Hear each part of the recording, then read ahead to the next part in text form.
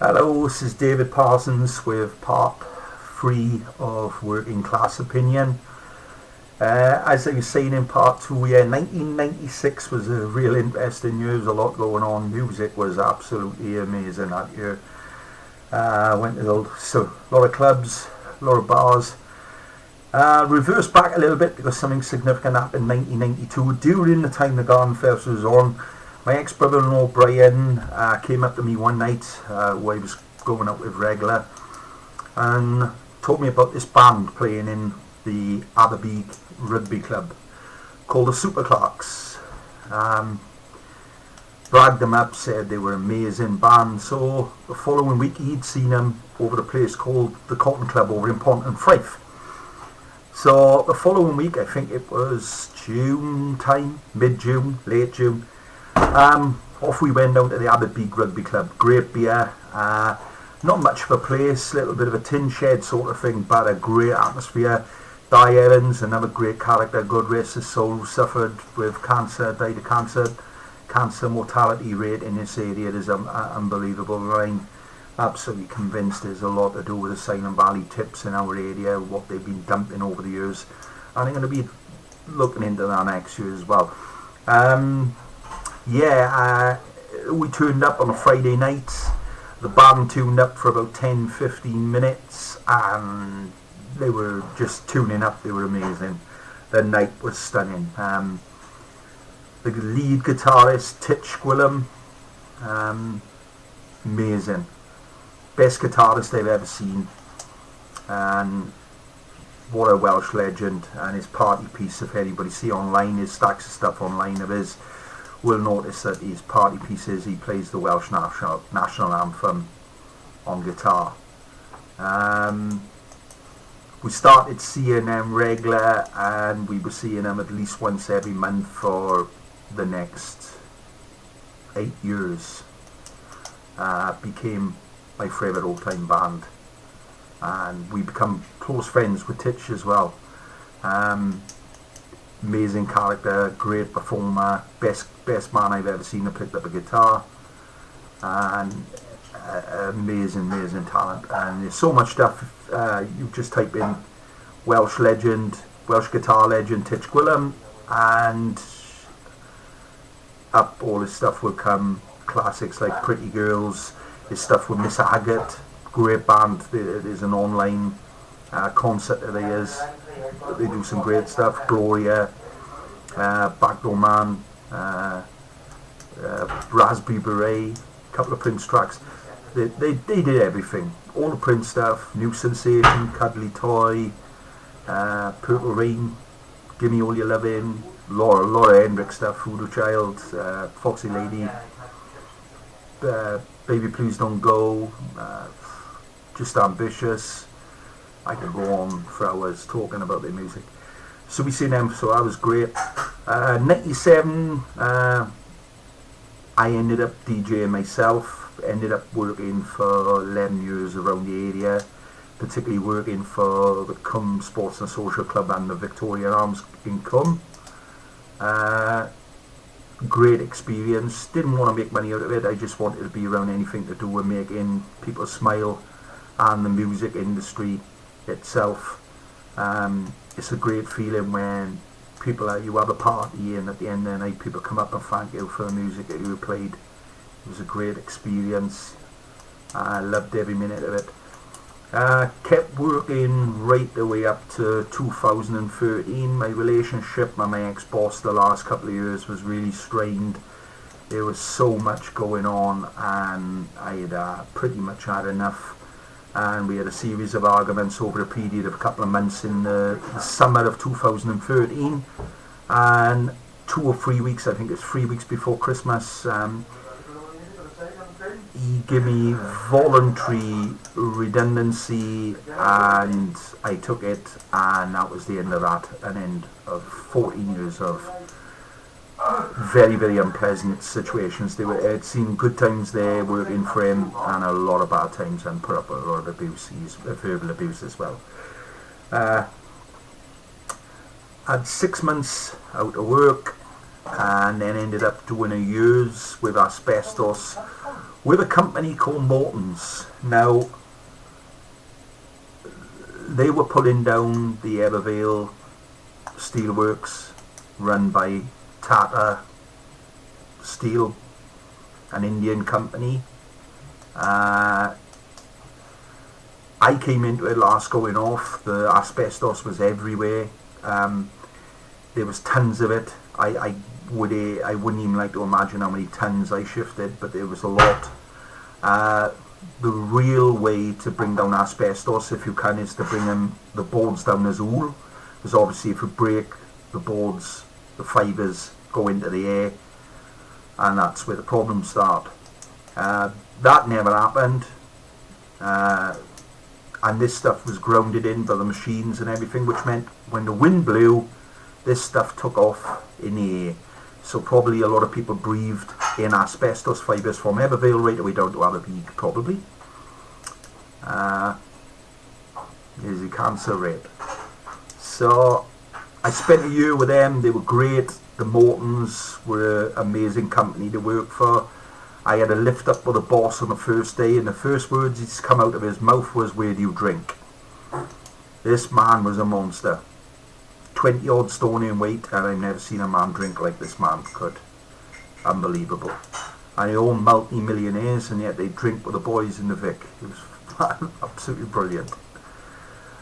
Spent a year there. Had no fairness to the company. They kept me on 3 months longer than they needed to, and put me down to Lamwer and Steelworks, basically just sandbagging. Putting big massive old sandbags, filling them up, ready for them to blow up this big massive tower. And when I was there the day they dynamited that, the noise was, I've never experienced anything like it in my life. Great company to work for. Pay was good for my standards. I loved every minute of working for that company, and it was dirty, it was horrible, but I loved every minute of it. And my experience of working with the Polish people, they were creepy to look at.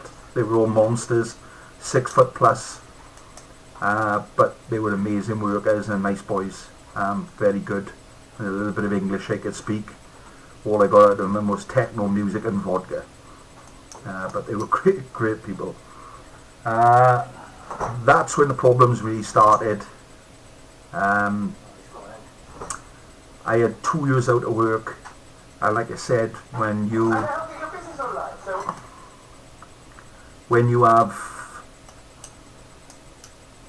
not many skills, no qualifications, living in a poor area of a poor, in my opinion, semi-poor country, it's not gonna, things are not gonna be good for you.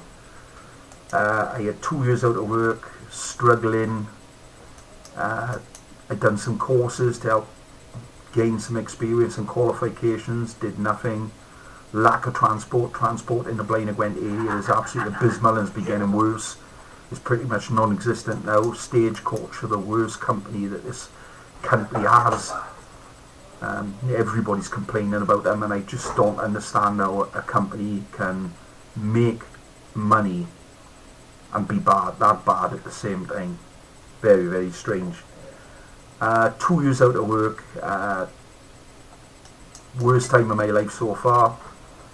It was difficult, stressful, painful, every emotion you could probably imagine. And that's pretty much where the depression set in. When you feel useless, hopeless, and you don't feel in control of your life, depression is very easy to set in. And I've suffered on and off it a long time, years and years pretty much when I look back. And in my humble opinion, it's a disease, not a condition. It's a disease. Anything that affects your life that much is a disease. Through my determination and the fact, pretty much my willpower, through a couple of different agencies I got talking, and then unfortunately for me, decided to go through this route of employment called Job Match. Job Match was a company where they pay you to go on a placement in a particular environment, and they pay you what was then a minimum wage to gain your skills and your qualifications and hopefully a job at the end of it. Because of my nature and the kind of personality I am, I decided to choose care. At the first 6 months of working in care, I thought it was going to be the best decision I ever made. Unfortunately, that slowly and then quickly turned into the worst nightmare of my entire life. Care is nothing like what people expect, and I'm not going to go into details right now because the 10th of December I'm going to be doing a free part on my experience of care, what I've seen, what I've experienced. No names will be mentioned, no names of companies will be mentioned. I am worried about, for legal reasons, they can't sue me, I haven't got no money, but I won't mention names, but I'll mention a few instances and a few things and my experiences and my opinions of what care is all about. But I can tell you what I believe now, and that is care. If I could put in to a percentage about the quality of care, it's about 30 to 35%. It's below standard, and I'm glad that my mother, God rest her soul, and my father, hopefully, would never ever see them places. It's not the right environment for good people. But we'll get back to that, and as we go through this, we'll talk about a few instances along the way that happened to me over the years, and then we'll kick off with everything to do with the news and the virus and politics and religion and everything pretty much that I hate and love. And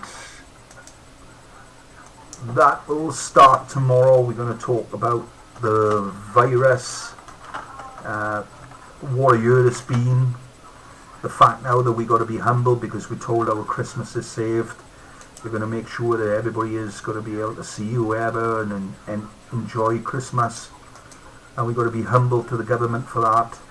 The fact that they've taken all our rules, all our laws, all our liberties, all our freedom, and it just turned everything upside down and have destroyed this country in a way that Hitler and all these bad people from the past never could do. So this is episode 3, and I will be back with another 2 posts tomorrow.